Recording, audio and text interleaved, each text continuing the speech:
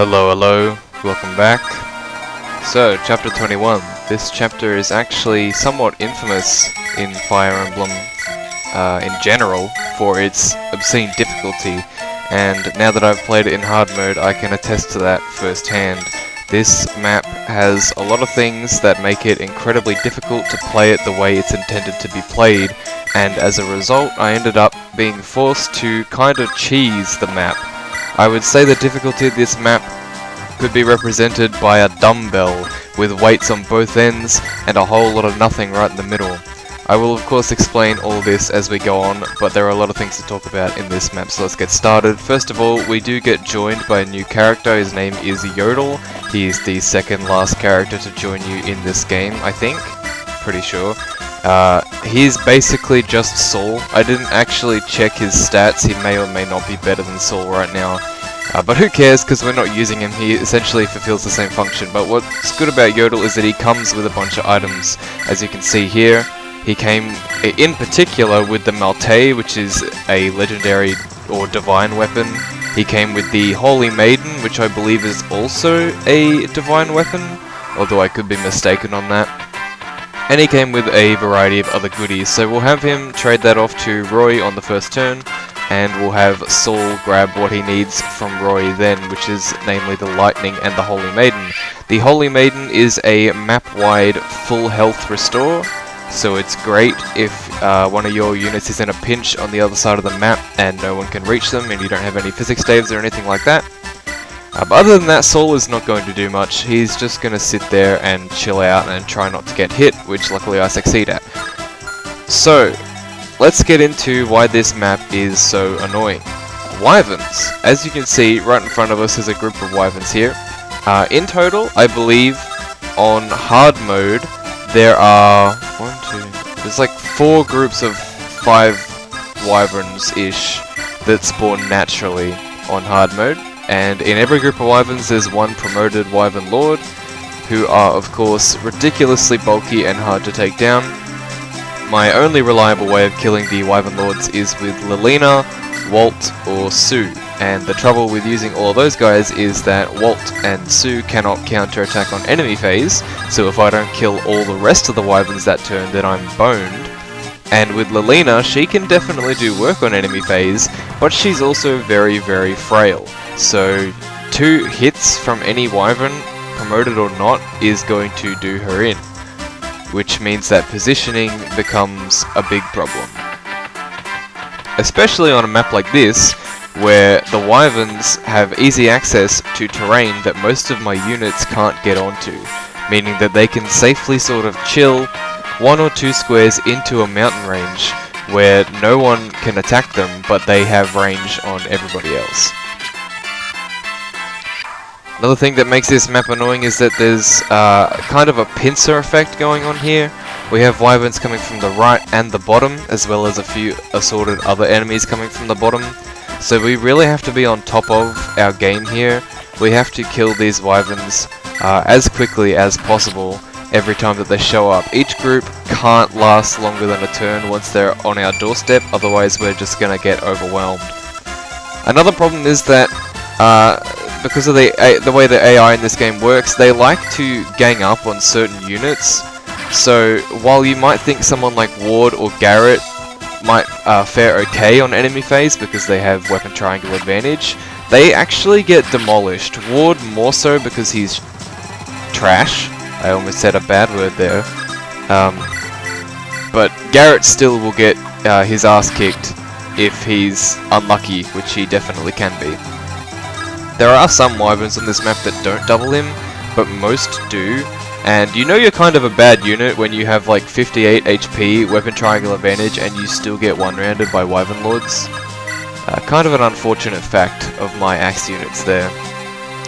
Either way, we've basically got all of our good units on the right fending off the current wyvern threat, and with the rest of the scrub squad is kind of just picking off the bottom units as they come, which isn't too hard for them. It's mostly Sue. Sue's mostly doing all the work. Everyone else is kind of worthless.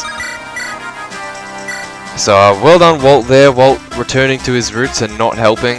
That's actually a joke. Wolt has quickly become one of the most useful units throughout my run, or at least the last few chapters. He's so good at killing wyverns that it's kind of absurd. He does kind of need the brave bow to do it, if they're promoted, but that's fine. I have enough brave bow uses to spare. Lilina as well, of course, and Sue, all coming in real handy. I also have Rutger and Lance with Worm Slayers, so that they can also one-round these wyverns. Kind of necessary at this point. And Milady and Marcus, the best they can do is chip damage. You see here Marcus has really fallen off, at least against the wyverns. Doing like 8 damage and not doubling against an unpromoted enemy is really pretty pathetic. Moving on here, we'll have Milady rescue Wolt out of the way of those wyverns. He's probably still going to get targeted this turn, God knows. Something that makes the wyverns extremely annoying is that obviously it's really hard to protect yourselves from them. When it comes to fighting enemies like paladins, obviously they're extremely strong, and if you're on an open field or open terrain they can overwhelm you. But if you have the ability to create a choke point, you can have your stronger units in the front and your weaker units protected at the back. But with wyverns there's no such luck, because they will simply fly around any blockade you can try to make and make your life miserable. I hope you don't mind that I've actually sped up sections of footage here. This is an emulator feature, so this isn't post-editing or anything like that. I decided to make enemy phases go at 2 times speed, just because who the fuck wants to see all those wyverns just flying about and not doing too much for like 5 minutes each per enemy phase? God knows. This chapter is long enough without a standard length enemy phase. Lilina the God coming in here. Honestly, she's probably my best unit at this point, apart from Lance. Her utility in being able to kill these wyverns is just so necessary, so useful. You can see here, it really does take all of my good units to effectively deal with these wyverns at the same time. And you can also see that my scrub squad up the top left is actually getting pressured into a corner by an unpromoted archer. They are that bad that these unpromoted archers and armor knights and a bishop are actually so threatening that they were forced to not engage. So if that doesn't tell you what you need to know about my scrub squad over here, then I don't know what will. In addition, if you needed to learn more about the scrub squad, boars can't even one-round this dude, which is pretty pathetic. I also can't even go down and attack him with an axe, because Ward would almost certainly die to that bishop. Which he may or may not be in range of still. He actually is, never mind. He couldn't live the bishop and the armor knight, probably. Or the archer, who knows. He gets doubled by everything. Ward is awful. Ward's a terrible unit. Terrible, terrible unit. Anyway. Moving on here, the enemies from the right have been somewhat dealt with for the time being, so I can afford to start moving my other units who are actually good back. So I suppose while we have a little bit of a lull in the action here, I can begin to talk about another factor of this map that made it really hard. But I do want you to just appreciate right here, what you've just seen may not look like it took very long, but to get to the point where these first 8-ish turns actually went this well took many, many attempts. It's very easy to get overwhelmed here. So the next thing about this map that makes it pretty insufferable is that on both ends of the mountain there are giant reinforcement zones. So if you go down the left side of the mountain here, where most of my units are in front of, and you step into the reinforcement zone, a series of, I think it's 4 paladins and 4 wyvern riders will spawn every turn for 3 turns, in addition to all the enemies that are already down there. I tried this on my first attempt, and it was nigh impossible. I'm almost convinced that going that route is not possible at all, because you will get pincered from wyverns over the mountains and paladins at the bottom, and it's basically impossible to do at all. And I'm not talking impossible just for my scrub squad. I mean, I don't think it's possible to do it, like, period. I don't know anybody who's gone that route. It's pretty insane. So that left me thinking that my only real choice was to go right. Which did work a bit. But I will let you know how bad it is right now. So to go right, the reinforcement zones to the right will make, over the course of 3 turns, 74 wyverns will spawn. And 1 in 4 of those, or is it 1 in 5? I forget. I think it's 1 in 4 of those is a wyvern lord. So that's pretty ridiculous. 74 wyverns. That's crazy, isn't it? I actually did manage to beat them at one point. On one of my attempts, I had managed to actually defeat all of those wyverns by having Lance tank the right half of the map, and then having my scrub squad pick off whoever would leave Lance alone and go somewhere else. But there is another feature of this map that I have neglected to mention thus far, and that is that you have a time limit, or rather a turn limit. Yes, just in case this map was not bad enough, you have a 30 turn limit before you will not receive the Guided Chapter. And of course, every Guided Chapter in this game is necessary, because every Guided Chapter gives you a legendary weapon, and without every single legendary weapon, you do not get the true ending to the game. So, what happened on my run where I managed to actually fend off all 74 wyverns on the right hand side of the map was that I had pretty much almost run out of time. I had about, I think, 8-ish turns to make it all the way to the temple and to kill Murdoch. And it almost worked. On turn 30, if Rutger had crit 1 time, and Lilina had hit both her hits, which had a roughly 50-ish% chance of succeeding, then I could have actually won, but unfortunately neither of those things happened, and I lost that attempt. Big sad. At which point, I decided that it is no longer possible to complete this map in the way that it's intended to be completed. It's simply not possible. And so what I discovered is that you can cheese it. You can cheese this map. So on the bottom left half of the map, or side of the map rather, to the mountains, they did not quite implement the reinforcement zone properly. They actually left a few squares that you can go into without triggering the reinforcements, and those squares are just enough, or just placed in the right position enough, so that promoted units can actually completely skip the reinforcement zone. As you can see there, Marcus has dumped the Wolt in a position where the reinforcements will not be triggered, which is fantastic, because without this little bit of cheese, I doubt this map would have been possible. It very well could have been the run ender. And I really didn't want to fight 74 wyverns again, because that took way too long. I believe my failed attempt took roughly an hour and 45 minutes. So, imagine having to do that over and over again. I actually don't want to. Don't imagine that. It's bad for your mental health. Anyway, I actually have to rescue Boars there using the rescue staff, because Boars is the only unit on my team that A, cannot be rescued by anyone else, and B, cannot cross the gap without triggering the reinforcements. So it's a lucky thing I have the rescue staff, because otherwise he would probably be the run ender for me. Figures that one of my more useless units would be the one to end my run in an imperfect world. Luckily that didn't happen, and we have a rescue staff ready to go. This footage is obviously sped up because it's a whole lot of nothing happening. It's just getting people past this section of the map where they just have to cross the reinforcement zones without triggering them.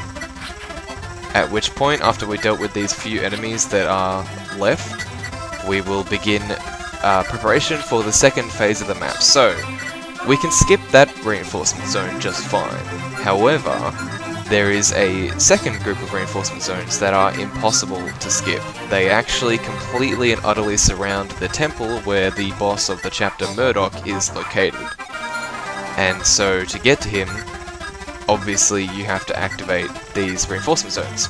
And these reinforcement zones, first of all, will activate a mini-boss. The mini-boss will spawn in the mountains close to where you spawned with all your units, so if Boars were not able to cross the mountain, he would have got ganked and destroyed by them. But in addition to those 5 wyverns and a mini-boss, or rather 5 wyverns including a mini-boss, It will also set to spawn, I believe it's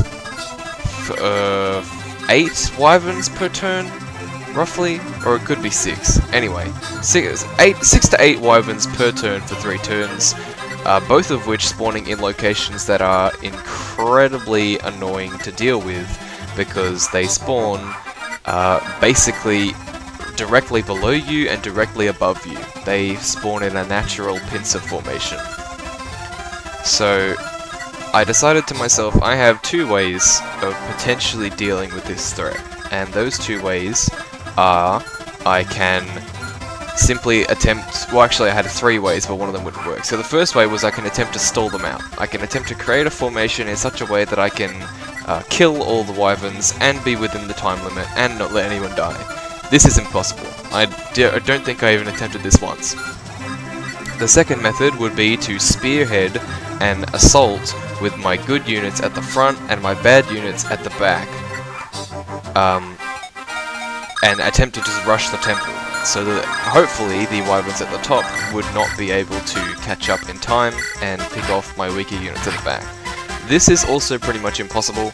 These wyverns simply have far too much movement for that to be a reasonable strategy, and inevitably someone at the back will get picked off. So I came up with my third strategy, which is the strategy I've essentially used for almost every chapter in this entire game, and that is let Lance handle it. So what I ended up having to do, this is the second cheese of the map, is that I stuck Lance in a bush high up enough so that he would attract the attention of all the wyverns that spawn on top of the map, or rather to the top right-ish. And that way, I only needed to deal with roughly 4 wyverns per turn from the bottom with some of my better units, and hopefully my weaker units at the back would not be targeted, or at the very least not die outright. And that is the strategy that ended up working. So that's what we're going to be seeing here for the next few turns until we actually manage to make it to the boss. Speaking of the boss, Murdoch, I really like him as a character, but as a boss he is somewhat challenging. He's incredibly bulky, and he's got a lot of attack, and he has 2 range as well. He has a tomahawk. Now of course axes aren't that good in this game, so it is definitely possible that he will miss, but he's actually so bulky that without an armor slayer, Rutger does 0 damage. That's thrones as well, that's the throne bonus for you as well, you do have to consider that, but even so, that is some ridiculous bulk right there. Pretty crazy. So to actually do damage to him, I require an armor slayer on him, on Rutger rather, and in addition, Lilina can do decent damage to the boss as well, without getting one shot in return, which is great. Pretty much my strategy for taking them down.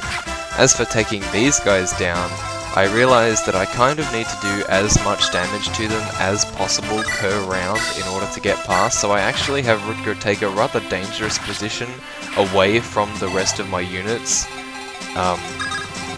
He's in a bit of a precarious spot right here, but that's okay. And we'll have Sue chip him with some damage as well with the longbow, even though it doesn't kill, because I kind of need as much damage as possible on everybody here. And everyone else is just going to attempt to sneak by these remaining wyverns without getting their skulls pierced by silver lances. I'm actually going to proceed to not staff anyone there, but you may have noticed that I had to sleep the sage that's in the temple with a roughly 68-ish% chance of success, and that's because he has a bolting. So can you imagine trying to get down the side of this temple with that sage bolting you from the right and getting attacked by wyverns from the left? That sounds like hell to me. So I didn't even attempt it. Did not happen. So as you can see here, the wyverns are starting to converge on Lance. We get even more wyverns down here than I really wanted. We will resume the sped up footage. Rutger probably had a pretty decent chance of death this turn, but Rutger is also fairly dodgy, and I think the wyverns only have a roughly 35-ish% chance to hit him most of the time. There goes the Wormslayer on Lance. Honestly, I should have not even equipped it. The Wormslayer could have come in useful in the next few chapters, and his job wasn't to kill wyverns anyway, it was to stall them. But some pretty interesting behaviour happened with the wyverns as is. That we'll get to later. So yeah, obviously Rutger, if he had not dodged absolutely everything that he did dodge right there, then he would have died easily. One more javelin, one more lance, he's dead. So we're gonna have to rescue him out of there, because otherwise he is certainly going to die. No way around it. And we'll have him simply run away. There is no threat that can reach him as of right now, although some wyverns are close, I believe. So yeah, this is my mad dash to the boss room. I basically have to get Roy, Rutger, and Lilina down there while also dealing with the rest of the wyverns, and I have to kill a certain amount of them per turn, because if I don't, then they're going to overwhelm me. I'm simply going to die. So this is pretty much the game plan for the rest of the chapter here. It looks somewhat tame. I mean, if you're aware of what you're looking at here, you know that this is pretty dangerous for everyone involved. There's a lot of ways this could go wrong. A few off the top of my head, they could gank one of my bow units, they could destroy Ward, they could destroy Garret, they could kill Lilina in 2 hits, they could try to go for Roy, not this turn. Even Lance is not invincible. I think most of the wyverns attacking Lance have a roughly like 17-ish% chance to hit, which is not terrible all things considered. And one of the wyverns that he's going against actually has a horse slayer, so if that hit, that would be pretty disastrous.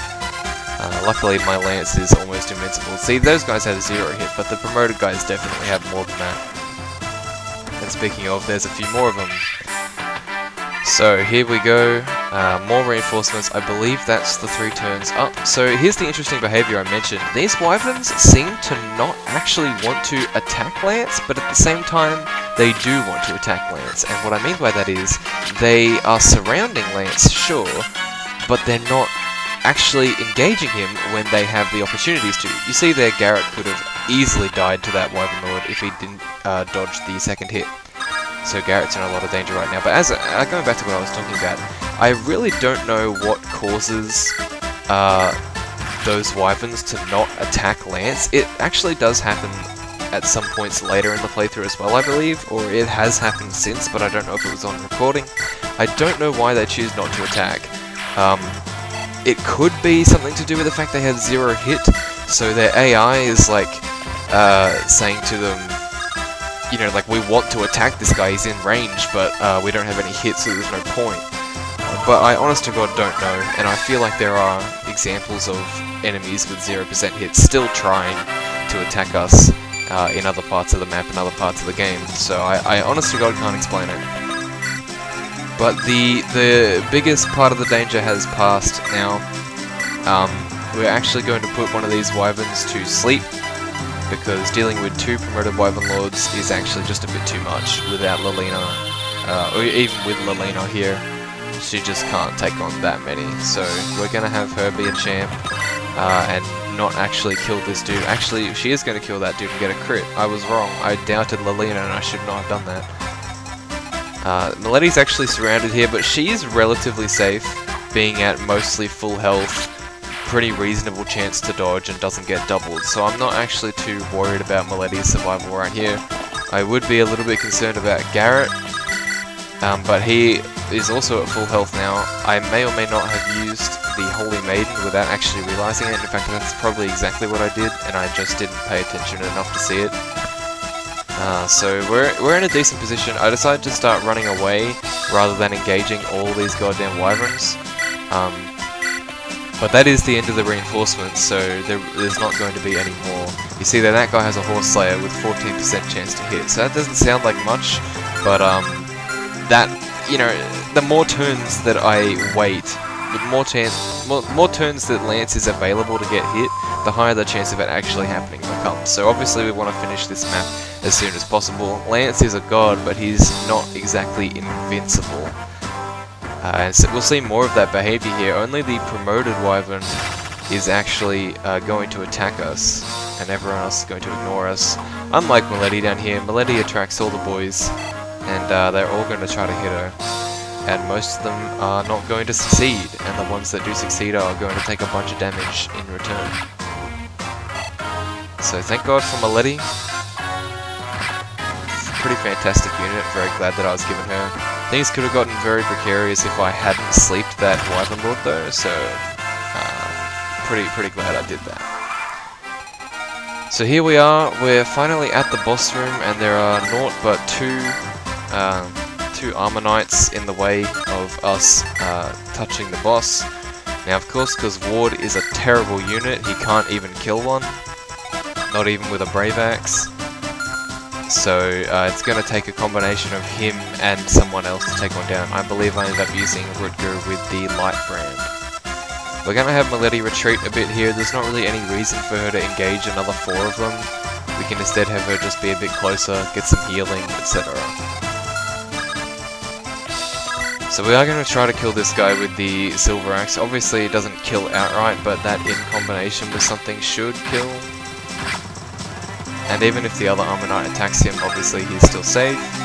So yeah, we'll have the light brand finish that dude off.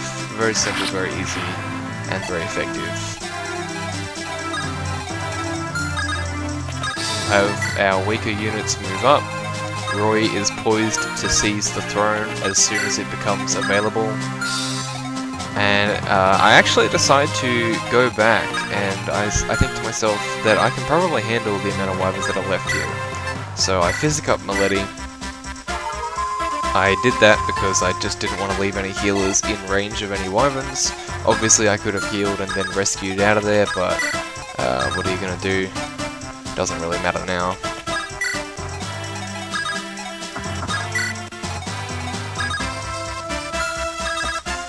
Moving on here. Basically just leaving all of my wyvern killers in range, which is all of 2 to 4 units, and we'll have everyone else get into the temple so that they don't die. Yeah, Ward being terrible as usual, not big surprise.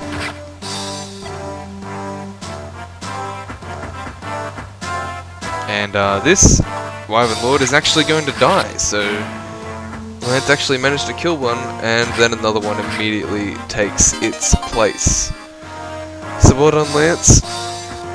We actually also had another wyvern just leave to take a vulnerary break and then just ditch work for the day because he didn't want to die, I guess. Milady's gonna level up. Well done, Milady. Very skilled, very skill based. So at this point I'm thinking, yeah, I can probably take down all these guys. 2 of them are weak enough that Marcus and Milady can take them out, and the other 2 can get one-rounded by my bow units. So I'm feeling pretty good at this point. Take down this last armor knight with Ward, and we can finally get started on the boss. So I just wanted to see how well Lilina did here. 55% hit with an L-Fire, which is not terrible but not great, and 75 with Fire, which is significantly better. So here we go, and she hits once, and she doesn't get hit back, so she can actually remain in place. You see here, the scary thing about using Rutger is that the boss actually has a 1% crit on him, and again, if you haven't been following my series, you might be thinking, 1%, why do you care? But if that's what you think, you haven't watched Chapter 4, so that's all I have to say to you. Go watch the end of Chapter 4, and then if you still want me to fight bosses with 1% crit on Rutger, then you can come back and tell me. Yes, I still have PTSD from Chapter 4, yes, that happened like a year ago. I don't care, I'm not doing it. I'm not risking it, especially when I've failed this chapter so many times now. And to kill this guy in one round, we have to use a killer bow. Sue is going to be pretty based and just get a crit outright. So here we are. Murdoch actually has a Knight Crest. If you have any Knight units left to be promoted, you can steal it off him. But obviously I don't have any thieves, nor do I have any units that are unpromoted at this point, except for Roy. But that will change at the end of this chapter. Spoiler, spoiler. So we're pretty okay here. There are no more reinforcements that are going to come. We're past all that now, so everyone in the temple is safe, and my 4 units outside are safe. The only unit right now that is in any real danger is Lance. and it's not too much danger. He is mostly invincible, just not entirely invincible. So that wyvern on the vulnerary break has come back, and he's gonna cheer on his buddies who are ganging up on Lance. But Lance doesn't care, man. I don't think Lance has even been hit this entire time. So we'll move back with my bow units. We're very, very close to getting the kill here. With Roy right next to Lilina, she actually has a better hit with Elfire and such. And she'll get a level up out of that hit. Luck defense res, that's pretty good. Defense is pretty rare on her. We'll heal her right back up to full with Niime so that she can continue to fight. And I believe at this point I attempt to kill with Rutger. Or am I wrong? I'm going to also just heal her up to full with Saul, just in case. I'm just checking turn count there just to see how close I am. And Rutger gets the final kill there. So that's the chapter. I really can't stress enough just how terrible this chapter was to play. You know, it might not have seemed that bad, but you gotta remember that I cheesed half of it. Actually playing this map the way it's intended to be played, I don't think it would have been possible for my scrub squad. But, you know, I guess we don't get to see that here. But what we do get to see is Roy, actually he's not going to promote. That's for next chapter. So, thanks for watching, and I'll see you next time.